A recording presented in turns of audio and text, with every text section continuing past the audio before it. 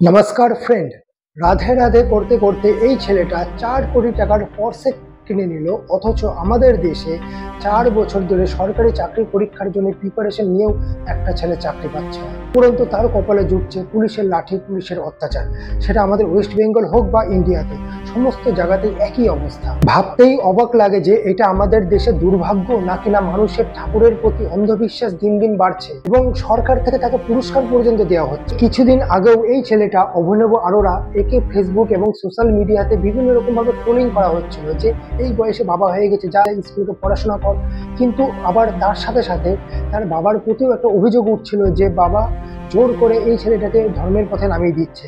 কিন্তু আজ কি দেখা যাচ্ছে, ছেলের পাশে বসে বাবা ওই 4 কোটি টাকার পর্সে গাড়ি করে ঘুরছে, আর সাধারণ মানুষ নতমস্তক হয়ে তাদেরকে প্রণাম ঠুকছে। যে সারাদিন সবাইকে মোহ মায়া ত্যাগ করার কথা বলে যায়, সে একটা দামি গাড়ি চড়ে ঘুরে বেড়াচ্ছে, অথচ সাধারণ মানুষ এখনো বুঝতে পারছে না তারা কাদের ফাঁদে পা দিয়েছে। আপনাদের কি মনে হয়, এই সব বাবাদের পেছনে পড়ে থাকা উচিত নাকি না যারা পড়াশোনা করেছে, চাকরি পরীক্ষার প্রিপারেশন নিচ্ছে এবং রাস্তায় পড়ে থেকে পুলিশের মার খাচ্ছে, তাদের পাশে থাকা উচিত? কমেন্ট সেকশনে জানান।